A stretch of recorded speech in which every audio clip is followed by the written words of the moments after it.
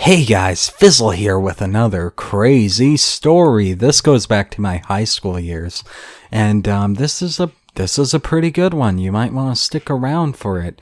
Well, anyways, I grew up in this town known as Prince Rupert. Yeah, buddy. Yeah, buddy. Yeah, buddy. Man,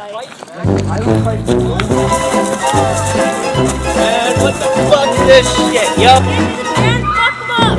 Ian, why are you running away? Why are you being such a bitch? Yeah, dude. Roll over, get pulled off. Pull out. Come on, Jared. Jared's drunk as fuck. Holding on. Elbow. Yeah, there you go. Bitch. He's good. Say he's good. What fucking happens? That's what happens when you talk shit.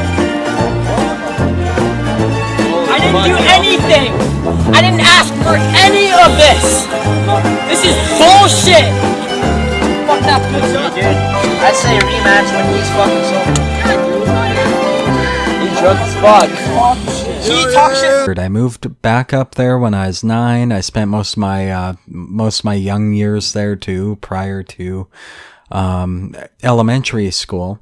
And I went to this high school called Charles Hayes Secondary, and it was a pretty cool school. There was a lot of nice people I met, and we had good times there. But there was this one teacher, our physics teacher, who after a couple of years, he kind of disappeared, and my parents were talking about him, how he apparently was sexually assaulting students, and how he got arrested. And this was a really cool guy, so none of us really believed it. None of his students, myself included. But yeah, the parents were all over that. And I remember defending this guy until I actually did the research. And yes, it turns out he was guilty, as a matter of fact. In 2009, he pled guilty to one case of sexual exploitation on one of his students, but reports came from multiple students, 3, I believe, one of them being 15 years old, which isn't really, it's only 1 year under the legal age of consent here. But, yeah, I'm still gonna have pedophile in the title because, that's a big zinger. That'll get me all the views. And part of the terms, he was sentenced to 45 days in jail, and he had to relinquish his teaching certificate after using sexualized language in class, inviting underage female students to visit with him socially at his apartment, where he served them alcoholic beverages often until they were intoxicated, consuming alcohol himself to the point of intoxication, and smoking marijuana in the presence of students at his apartment, and engaging in inappropriate physical contact with at least 3 female students, including kissing, hugging, massaging, and sexual touching, the BCCT report said. But apparently they went easy on him because he pled guilty, and people really appreciated that he didn't drag out the court process.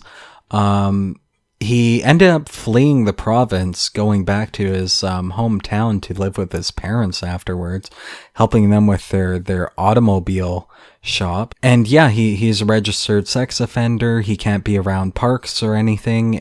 He can't work in jobs in which it's expected that there will be 16-year-olds or younger who are in a position of trusting him. Yeah, so he moved back to Fredericton in New Brunswick, I believe. Yeah, I'd bring up a picture of him if I could find it, but I can't. But he seemed like a really cool guy. He was my favorite student. He was my favorite teacher, but, it just kind of shows that you can't really trust people at face value all the time, because these kind of people, they're not, you wouldn't expect them to be that way because they're very good at hiding that sort of thing. They're not very open about doing these sorts of things. And, especially for a teacher, like you've got to maintain a respectable distance from your students because you're in a profession like that where you can't be abusing your position for romantic endeavors, really. I mean, this guy was a little quirky, but I never expected like this sort of thing. He's the kind of guy who gets like kind of close to you. He a little too close for comfort. He wasn't afraid to like put his hand on a student's shoulder or something and be like, "Hey, what's up?" Which is, honestly a little creepy for a teacher. I wouldn't expect that from any other teachers. Another funny thing was that he was very, very sensitive. Someone made a, it must be that time of the month joke during class, and he screamed at them and said, never make comments like those ever again. And, there were a lot of good times, but those are kind of marred a bit from the experience. And, the fact that he was guilty of these things. Like, this isn't just, he pled guilty. He obviously did it. Yeah, apparently when he moved from New Brunswick, first of all, supposedly he felt socially isolated and he became an alcoholic. So that possibly attributed to this sort of thing happening. But the real crazy thing is, this is just the one teacher I knew. There's been other teachers in Prince Rupert who have done far worse things. In fact, around the same time, maybe about a year earlier, another teacher, Michael Anthony Colsar, pleaded guilty to sexual assault and exploitation of a person with a disability after his arrest on March 2007. And this apparently occurred over the course of 10 years, and he was only sentenced to 5 years in prison.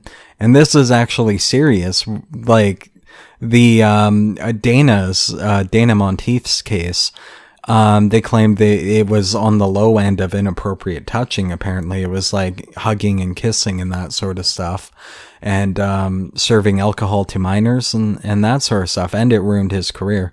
This guy got 5 years basically for exploiting mental disability in one of his students. I think actually two students. Two special needs students he had sexually assaulted. And I believe there were 2 more cases around the time, both of which were covered up by the school. If I'm not mistaken, the teachers' identities were protected, so I don't know about these cases, but apparently there were 2 more that there's not much information on. But yeah, it's kind of crazy, the stuff that happens in Prince Rupert, only in Prince Rupert. I mean, there was a lot of cool teachers I had. Honestly, Monteith was a cool teacher, but yeah, I didn't expect that, he turned out to really be something else. So remember, kids, if your teacher touches you in the naughty place, that's no good. It's your body. No one has the right to touch you if you don't want them to. So what do? First, you say no. Then, you get out of there. Most important, you gotta tell someone you trust. Like your parents, your teacher, a police officer.